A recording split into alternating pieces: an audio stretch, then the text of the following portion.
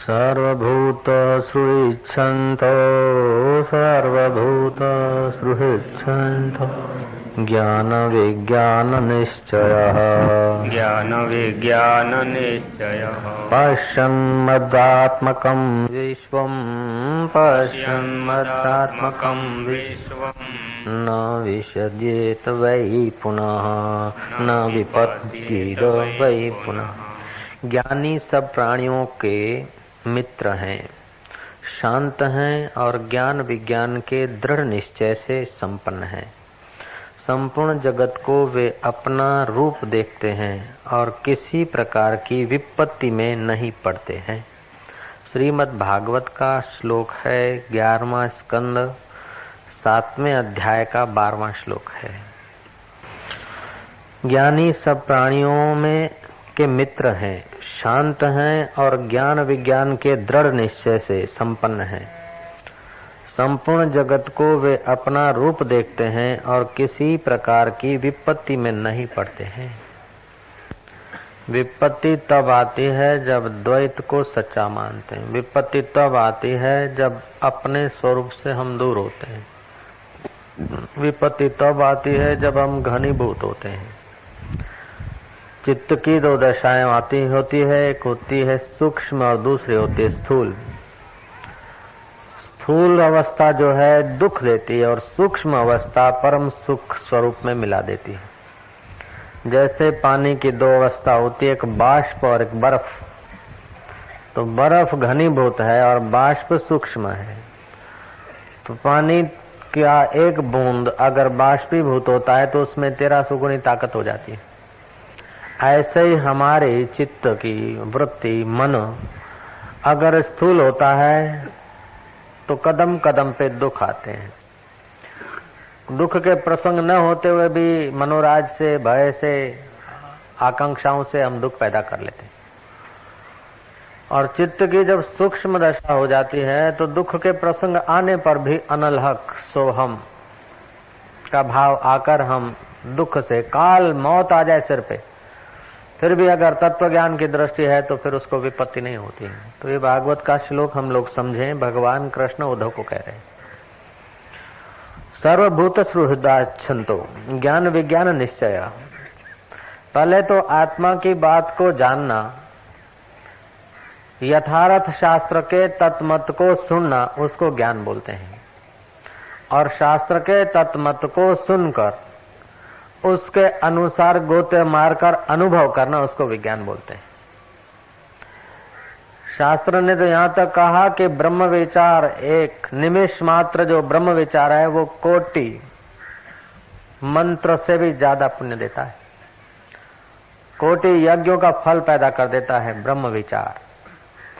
आत्मज्ञान सुनना उससे 100 गुना, आत्मज्ञान जो सुना है उसका मनन करने से 100 गुना फल होता है और नित्यासन में 1,00,000 गुना फल होता है। तो जो आत्मज्ञान से, ज्ञान से अपने चित्त को भर के उसी ज्ञान से भरे हुए चित्त को विज्ञान में परिणित कर देता है।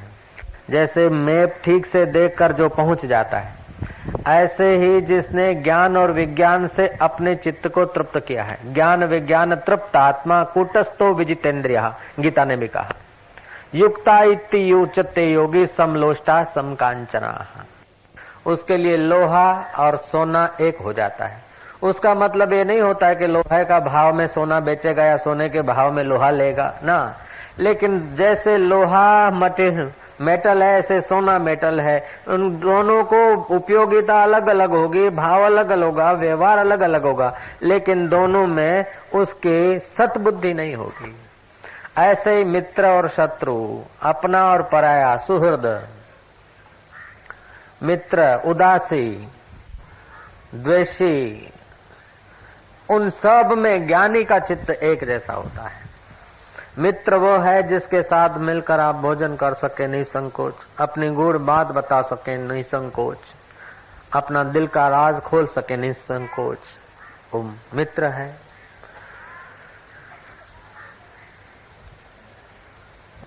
वैरी वो है कि आपका प्रत्यक्ष में, आपकी गैरहाजिरी में आपका बुरा ही चाहता है। शत्रु वह है वैरी। उदासीन वह है कि आपका भला भी नहीं बुरा भी नहीं, देखता रहता है।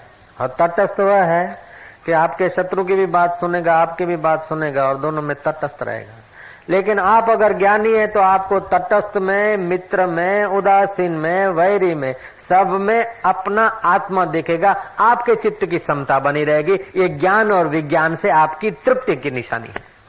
आपका चित्त अगर ज्ञान विज्ञान से तृप्त हो गया तो आपका स्मरण करने वाले व्यक्ति को आनंद आने लगेगा, आपकी प्रार्थना करने वाले व्यक्ति का कल्याण होने लगेगा, आपके नजीक बैठने वाले व्यक्ति को उतना पुण्य तो होम हवन से या उतना पुण्य तीर्थ स्नान से नहीं होगा जितना आप ज्ञान विज्ञान से तृप्त हो गए और आपके नजीक कोई बैठा है। ज्ञानी की नजीक बैठने से जो आनंद मिलता है, हे राम जी, वो तो चांद्रायण व्रत रखने से भी नहीं मिलता, गंगा स्नान से भी नहीं मिलता।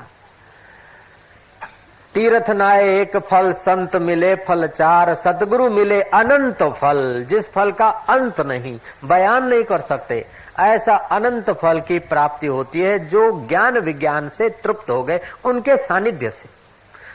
तो भगवान आपको ऐसा बनाना चाहते हैं, उद्धव को निमित्त करके।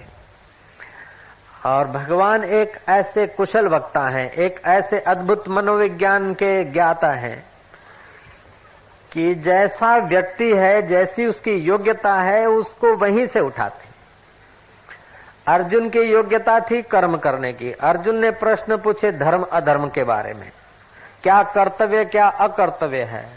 तो अर्जुन को वर्ण आश्रम का ज्ञान बताया, ये क्षत्रिय का यह धर्म है, ब्राह्मण का यह धर्म है, वैश्य का यह धर्म है, सन्यास का यह धर्म है। ये सारा का सारा बता। निष्काम कर्म करने का अधिकारी था अर्जुन, उसको निष्काम कर्म का उपदेश देकर आध्यात्मिक रस चखा दिया। और महाराज उद्धव थे तत्व ज्ञान का सीधा उपदेश सुनकर आत्मा में प्रतिष्ठित होने के अधिकारी, तो उनको ज्ञान योग का उपदेश दिया। और गोपियां न ज्ञान योग की अधिकारी है, न निष्काम कर्म योग की अधिकारी है, गोपियां तो प्रेमा भक्ति की अधिकारी है।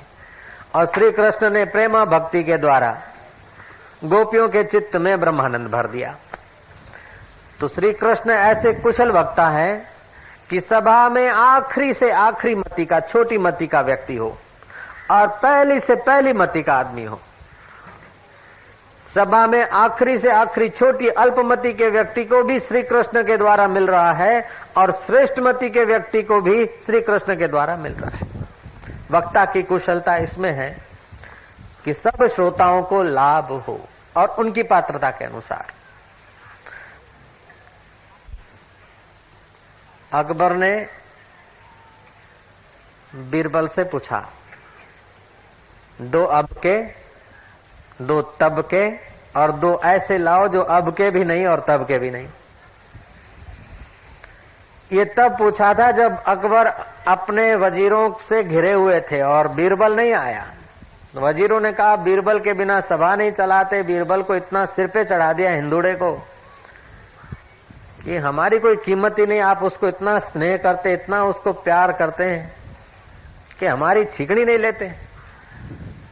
तो अकबर ने कहा बीरबल बुद्धिमान है। बोले तो हम कोई बुद्धू हैं? आप हमसे सवाल पूछ के देखिए, बीरबल नहीं है तो क्या बात है। अकबर ने कहा अच्छा तो मैं तुमको कहता हूं कि ये छोटा सा सवाल है, दो अब के ले आओ, दो तब के ले आओ और दो ऐसे लाओ जो अब के भी नहीं और तब के भी नहीं। सोचते रहे, एक दूसरे का मुंह देखते रहे, क्यारी खनंदा रहा। इसको क्या बोलते हैं?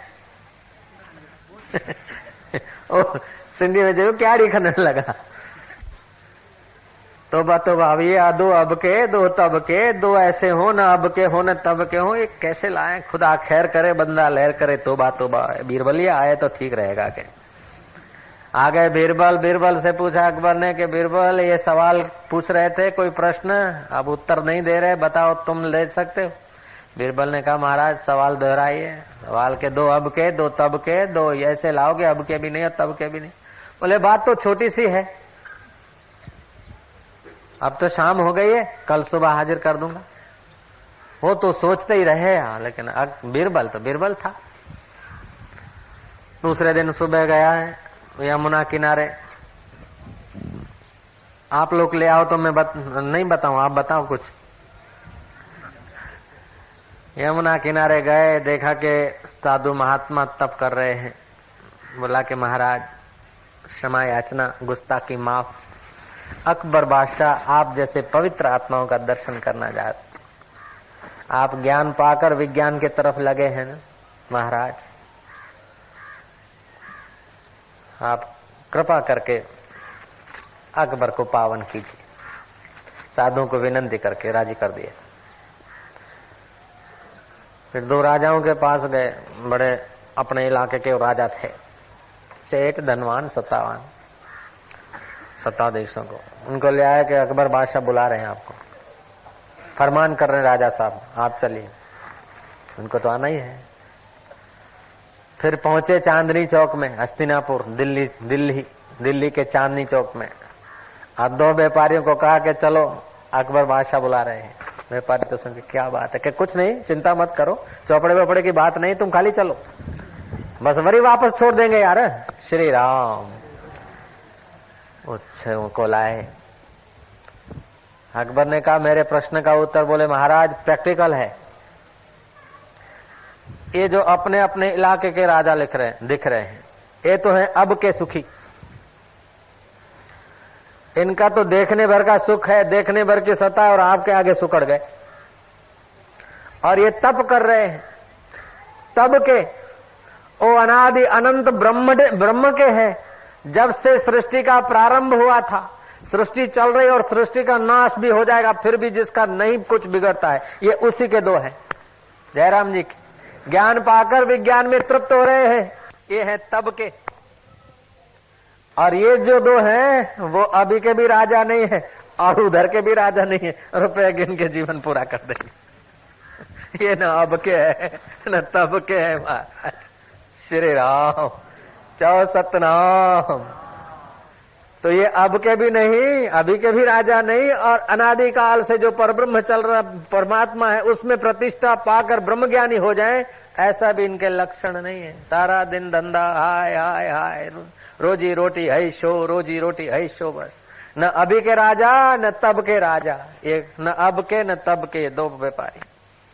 अरे राजा अब के हैं, पहले का कोई पुण्य है तो अभी राजा दिख रहे हैं अपने इलाके के, महाराज बाद में तो ये। और ये है तब के हैं, अभी इनके पास धन नहीं है, अभी इनके पास सत्ता नहीं, फिर भी आपके नजीक आए और आपको ऊंचे सिंहासन पर बिठाना पड़ा है। ये तब के राजा है, क्योंकि उस परब्रह्म परमात्मा की चर्चा सुनकर उसी में प्रतिष्ठित हो रहे हैं। श्रवण करने के बाद मनन और नित्याध्यासन के रास्ते पर हैं, इसलिए वे तब के हैं। आदमी के जैसे विचार होते हैं, जिस समय आदमी जिन विचारों में गुम है, उस समय वो आदमी वही है। आप मंदिर में बैठे दुकान के विचारों में हैं तो कृपानाथ आप दुकान में हैं। आप घर में बैठे हुए मंदिर के विचारों में हैं तो आप मंदिर में हैं। और आप देह में बैठे हुए भी तब के विचारों में हैं तो आप तब के हैं। श्री राम। आप देह में होते हुए भी विदेही आत्मा का श्रवण कर रहे हैं, देह में होते हुए भी देहातीत तत्व की बात सुन रहे हैं, मरण धर्मा शरीर में होते हुए भी अजन्मा आत्मा की बात सुन रहे हैं, तो आप भी तब के हो जाएंगे। आशाराम आपको तब के चाहता है। ज्ञान विज्ञान तृप्त आत्मा, तो श्रवण से 100 गुना पुण्य होता है मनन में, और मनन से 1,00,000 गुना पुण्य होता है नित्याध्यासन में। जो तत्व ज्ञान की बात सुनकर फिर चुप हो जाए, उसी का मनन करे। मनन करते करते विजातीय विचार कट जाएंगे। विजातीय विचार कट जाएंगे तो मन आत्मा में डटने के करीब होगा। जब मन आत्मा के डटने के करीब होगा ना, तब अंदर से आनंद शुरू होता है। जब अपने घर में आनंद आने लगा तो आदमी वो तब का हो जाएगा। मैंने सुनी है एक घटना, कलकत्ता से एक सेठ चला ₹50,000 लेकर बम्बई जाने के लिए। तो जो खिस्साकातरू होते हैं, डाकू होते हैं, उनकी अपने अपने स्टेशन तक की पहुंच होती है, पुलिस के साथ या और कोई साधनों के साथ जो भी हो। तो अगर उतनी एरिया में उन्होंने जेब काट लिया या कुछ काम कर लिया तो कर लिया, आगे के एरिया में फिर दूसरे का इलाका आ जाता है, फिर वो उस ग्राहक को, मुर्गे को बेचते रहते। श्री राम। तो कलकत्ते से गाड़ी चली और एक ठग पीछे लग गया। ठग पीछे लग गया, रुपए तो सेठ के पास थे और ठग भी टिकट लेकर फर्स्ट क्लास की गाड़ी में बैठ गया। और सेठ रुपए गिनता और उसे रुपया देता, जरा शरबत ले आओ, वो शरबत लेने जाता। और सेठ क्या करते कि महाराज वो ठग के बिस्तरे में रुपए रख देते। ठीक, सेठ शरबत पी के सो जाते। ठग उनकी अटैची खोजता, उसका जूता खोजता, इधर उधर खोजता, क्लोरोफॉर्म सुंगा के उनके रोम रोम की जड़ती ले लेता, लेकिन पैसा मिले नहीं। फिर वो सेठ नींद में से उठे। नींद में से उठे तो सेठ जरा पानी ले आओ। वो पानी ले आए। वो पानी लेने जाए और सेठ उसके बिस्तर से पैसे निकाल के अपने फिर गिनने लग जाए। 2-5 रुपया दे, बोले फल ले आओ, मिलकर खाएंगे। वो फल लेने जाए, बोले 1 रुपया का। ऐसे तो गाड़ी तो स्टेशन में पास करती जाए, ठग की रेंज पूरी हो जाए तो कि 50,000 रुपए हैं लेकिन माल मिलता नहीं। वो एक ठग दूसरे ठग को बेचे, सेठ की बिक्री करते गए। दूसरे ठग ने तीसरे को बेचा और तीसरे ठग ने चौथे को भेजा। अब चौथे ठग से भी सेठ तो वही व्यवहार करते आए। बम्बई की स्टेशन आ गई, बोरेवली आ गई, महाराज सेंट्रल आ गई। ठग सोचता है कि अब तीनों ठगों को पैसे देने पड़ेंगे और सेठ के पास 50,000 है, इसमें कोई शक नहीं है, गिनता है, और मिले नहीं मेरे को। जब वो सेठ जी मारवाड़ी सेठ कलकत्ते के बॉम्बे सेंट्रल से उतरकर चलने लगे तो उस ठग ने पैर पकड़ लिया। बोले सेठ जी आप कलकत्ते से बिकते चले आ रहे हो।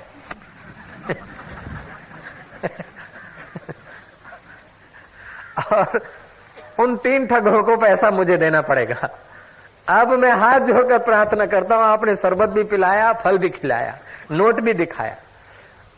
अब तो आप जीते और मैं हारा, क्योंकि अब आपके आदमी टैक्सी लेकर लेने आए हैं। अब मेरा बस नहीं और मेरी यहां रेंज भी नहीं। अब तो आपका बाल बांका नहीं होगा। लेकिन ये बताओ कि आप रुपए कहां रखते थे? जयराम सेठ ने कहा कि भाई तू मेरा बिस्तर खोजता था, मेरी अटैची खोलता था, मेरा सामान देखता था। उस समय तूने जरा सा ख्याल लगाया होता कि तू तेरा ही बिस्तर देख लेता, जरा तेरी अटैची खोल लेता तो वो रुपए तुझे वहीं मिल जाते। जब तू जाता फल लेने को तुम्हें धर देता था और फिर सो जाता था और तू मेरा सब खोजता था, और जब मैं उठता था तुझे भेजता था और वो रुपए अपने पास रख लेता था जागृत में। तो जब मैं सो जाता था तो रुपए तेरे पास रख लेता था और तू खोजता था मेरे को। अगर तू अपना ही अटैची खोजता, अपना ही बिस्तर खोजता तो तुझे मिल जाता। ऐसे ही परमात्मा कहता है कि अरे भैया तुम मुझे काहे बेचे हो? मैंने तुझे मैं तो अपना खजाना तुम्हारे पास धरा हूं, लेकिन तुम खोजो इधर उधर बाहर विषयों में। विषयों में सुख मिलता नहीं, विषयों में खजाना है नहीं, बाहर के संयोग जन्य परिस्थिति में आनंद है नहीं। आनंद आप अपने अटैची में खोजो, आप अपने घर में खोजो। इसी बात को गुरु नानक देव ने कहा, मन तू ज्योति स्वरूप अपना मूल पिछाण। तू ज्योति स्वरूप है, अपने मूल को पिछाण। पंजाब में हो गए एक अच्छे वेदांती ब्रह्मज्ञानी संत जिसका नाम था बुल्ला शाह। बुल्ला शाह ने कहा कि चांदना कुल जहान का तू, तेरे आश्रय होए व्यवहार सारा। तू सबदी आंख में चमकदा है, चांदना तुझे सुझता अंधियारा। जागना सोना नित खाब तीनों, होवे तेरे आगे कई बारा। बुल्ला शाह प्रकाश स्वरूप है, एक तेरा घटवद न होए यारा। तू चांदों का चांद है, ज्ञानों का ज्ञान है, सुखों का सुख है। ये चांद है कि नहीं वो भी तेरे अस्तित्व पर आधारित है। ये सूरज है कि नहीं वो भी सूरज का सूरज तू है। ये सूर्य को स्वीकृति देने वाला भी तू महासूर्य है। ये भगवान है कि नहीं उसको भी तू सत्ता देने वाला कि ईश्वर है, ये गुरु महाराज है, श्री राम। तू ऐसा ज्योति स्वरूप है और तेरे चेतन से ही सारा व्यवहार होता है। समष्टि का व्यवहार अंतःकरण उपहित चैतन्य से होता है, व्यष्टि का व्यवहार, और समष्टि का व्यवहार माया विशिष्टता से होता है। तो आपके अंतःकरण के अंदर जो आप हैं वो आप ही आपके शरीर के भोक्ता हैं, भरता हैं और महेश्वर हैं। तो जैसे इस बॉडी के, इस फिजिकल बॉडी के भर्ता भोक्ता महेश्वर आप हैं, अविद्या विशिष्ट चैतन्य में भर्ता भोक्ता आप हैं, ऐसे ही कृष्ण बोलते हैं कि जो मुझे सारे विश्व का भर्ता भोक्ता महेश्वर जानता है वो मुझसे दूर नहीं और मैं उससे दूर नहीं। वो मुक्त हो जाता है, वो शांत हो जाता है और सर्वभूतों का सुहृद हो जाता है। जैसे एक शरीर में आप तो हैं अंतःकरण में, आपको कभी ये दायां हाथ मेरा है और बायां पराया है ऐसा लगता है क्या?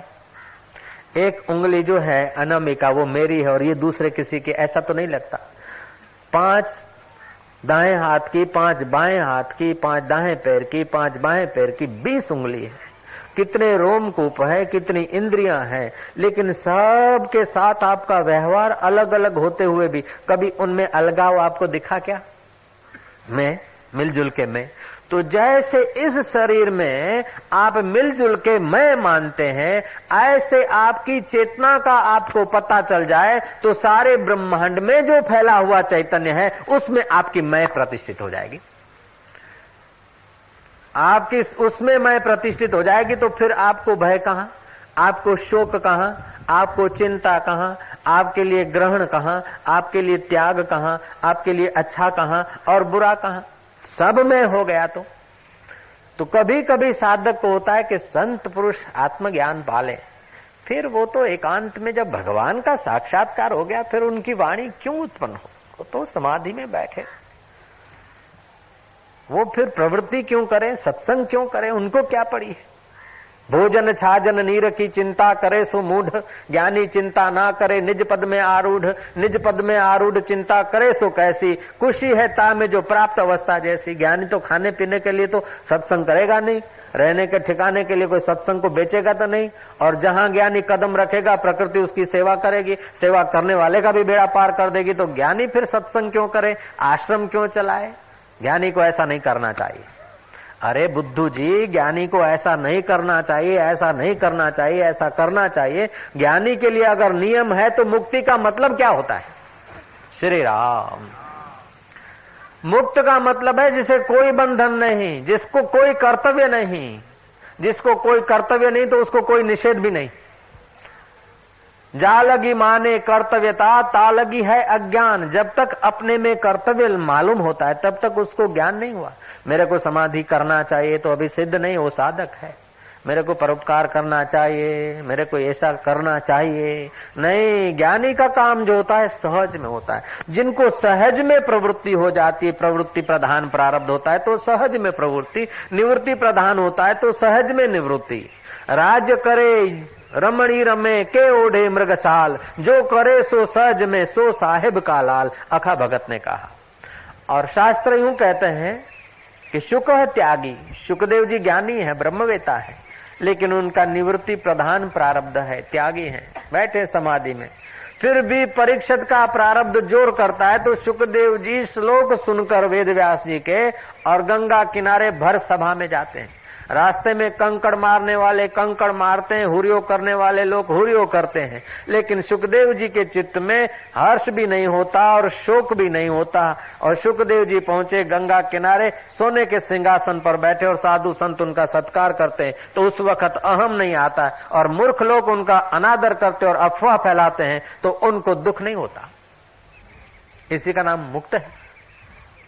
हर्ष शोक जाके नहीं, वैरी मीत समान, कह नानक सुन रे मना, मुक्त ताही ते जान। जैसा अमृत तैसी विष खाटी, जैसा मान तैसा अपमाना। तो जिसने अपने शुद्ध चैतन्य भाव को जान लिया है वो मान और अपमान, हर्ष और अमहर्ष ये वो अपने में नहीं मानता है। अष्टावकर महाराज ने जनक को कहा, धीरो न द्वेष्टि संसारम, आत्मानम न दीक्षति, हर्षम अमहर्ष विनिर्मुक्ता, न मृतो न च जीवति। जो धीर पुरुष है, बोधवान ज्ञानी, वो संसार की कोई परिस्थिति से द्वेष नहीं करता, किसी से परिस्थिति से राग नहीं करता। वो हर्ष के समय हर्षित होता सा दिखता है, अमहर्ष माना दुख के समय दुखी सा दिखता है, लेकिन एक ऐसी ऊंचाई पे खड़ा है कि हर्ष अमर्ष में दिखता है हम लोगों को, लेकिन वो वहां नहीं है। उसका मन हर्षित होगा, अमहर्षित होगा, लेकिन ज्ञानी मन से पार पहुंचाए अपने स्वरूप में। साईं बोधराज हो गए सिंधी जगत में बड़े अच्छे ऊंच कोटि के संत थे। साईं बोधराज उन्होंने भजन के जरिए ज्ञानी के लक्षण बताए। बहारी बाग जे वांगुर रहे दिल शाद थो ज्ञानी, रही दुनिया में दुनिया खा रहे आजाद थो ज्ञानी, न दिल में द्वेष धारे थो न कह सारी सा उन जी, न कहे दुनिया जी हालत जो करे फरियाद थो ज्ञानी, अकुल आला इल्म ऊनो इल्म जी मूर्ति पूरण, थो जाने सब करे परकीन व्यर्थवाद थो ज्ञानी। तो छा बोड़ो आए, गूंगो आए, डप वारो आए, चिंतित है, भयभीत है कि नहीं? अपने बोध से, अपने ज्ञान से इतना तृप्त है कि उसको फिर परिस्थितियों की असर नहीं होती है। हम लोग अपने आप से इतने दूर हो गए हैं कि जरा जरा से एक चूही की पूंछ भी देखते तो हैश हो, एक जरा सा कोई फटाका फूटा हई हो। हम लोग अपने आप से इतने दूर चले गए हैं कि जरा सा इंद्रियों की अनुकूलता होती है तो I am very lucky, I am very लक्की, આજનો દિવસ કેવો છે, હોના કરતા મોંઘો છે, લ્યો। અરે પણ મળ્યું શું કે આજે લાડવો મળે હવારના પોળમાં, કે ફૂટેલું શકોરું થોડી વારમાં શું દશા થશે સમજી લે। કે લાડવો મળે એમાં શું પ્રસન્ન થાય છે અને કોઈએ દેખાડો માર્યો તેમાં રંજ શું થાય છે। लड्डू भी आया है वो भी क्या होके चला जाएगा, और पत्थर भी आया है तो क्या होके चला जाएगा। काल की विशाल धारा में तुम्हारा लड्डू क्या मूल्य रखता है, रुपया क्या मूल्य रखता है। एक देवताओं का एक दिन बीतता है तो आपका एक साल पूरा हो जाता है, और ऐसे देवता 100 साल जीते हैं, और 14 इंद्र बदलते तब ब्रह्मा जी का एक दिन होता है। जैसे आपके एक वर्ष में नहीं, एक हफ्ता में, अरे आपके एक दिन में कई बैक्टीरिया पैदा हो जाते, कई मर जाते हैं, बैक्टीरिया की पीढ़ियां बदल जाती हैं। तो उस बैक्टीरियाओं को जो सुख मिला या दुख मिला, वो आपके एक वर्ष के अंदर उन बैक्टीरियाओं के सुख दुख की क्या कीमत है। जैसे तुम्हारी नजर में बैक्टीरिया है, ऐसे तुम्हारे आत्मा के आगे ये शरीर बैक्टीरिया करना चाहिए, अपने को ऐसा करना चाहिए, ज्ञानी को ऐसा करना चाहिए, वैसा करना चाहिए। तो शास्त्र कहते हैं शुकः त्यागी, सुखदेव त्यागी है, कृष्ण भोगी, बंसी बज रही है, नरोवा कुंजरोवा हो रहा है। शुक त्यागी कृष्ण भोगी जनक राघव नरेंद्र, वशिष्ठ कर्म निष्ठ सर्वेशाम ज्ञानी नाम समान मुक्ता। वशिष्ठ जी सत्संग करे, राम जी संध्या हो गई है, संध्या वंदन के लिए सत्संग बंद करके कर्म कांड करते हैं। और श्री कृष्ण देखो संध्या वंदन, युद्ध वाले युद्ध से फारग होते हैं, वो संध्या वंदन करते हो। श्री कृष्ण घोड़ों को ले जाते हैं, स्नान कराते हैं, उनके घावों में मलम लगाते हैं। अब कृष्ण जैसा ज्ञानी तो मिलना भी मुश्किल है, तो कृष्ण को ये सब रामायण करने की क्या जरूरत है। जब कृष्ण को आत्मा का ज्ञान है, आनंद स्वरूप है, तो फिर ये युद्ध की घोड़ा गाड़ी चलाना कृष्ण को ऐसा कभी नहीं करना चाहिए था। और राम को हाय सीता हाय सीता, जब राम राम है सब में रम रहे तो एक सीता और उत्पन्न कर देते, हाय सीता हाय सीता हाय सीता हाय लक्ष्मण। एक आय को करा रामचंद्र जी ने। और जीसस को जब साक्षात्कार हो गया तो फिर यहूदियों के देश में गए, चमत्कार करके उनको प्रभावित करना, और आखिर उन्होंने शूली पे चढ़ाया। जीसस ने गलती कर दी, और सुकरात ने ऐसे मूर्खों के बीच अपना ज्ञान छाटा कि उन्हीं मूर्खों ने फिर जहर पिलाया। सुकरात ने गलती कर दी, तो उसने गलती कर दी, उसने गलती कर दी। ऐसा जब तेरे दिमाग में आता है तो वो तेरे दिमाग का तो ऑपरेशन करा दे। श्री राम, कृष्ण की गलती दिखती है, राम की गलती दिखती है, बुद्ध की गलती दिखती है, या किसी बोधवान महापुरुष में गलती दिखती है, तो भैया उनमें गलती है चाहे नहीं है, लेकिन तेरे खोपड़े में तो जरूर है। श्री राम, तो अपनी खोपड़ी का इलाज कर। मैंने सुनी है वो कथा कि एक बार गुरु ने अपने शिष्यों की मानसिक दशा जानने की कोशिश की। युधिष्ठिर को भेजा गया कि जाओ एक बेकार आदमी को ले आओ, बुरे आदमी को ले आओ। युधिष्ठिर सुबह से शाम तक खोज खाज के वापस आए, बोले गुरुजी कोई हल्का बुरा नीच आदमी मुझे मिला नहीं, नगर में तो बड़े अच्छे अच्छे सज्जन बने। दूसरे दिन दुर्योधन को कहा कि जा एक सज्जन आदमी को ले आ। दुर्योधन शाम तक रखड़ा और वापस आया, बोले सज्जन है नहीं, सब ऐसे ही है।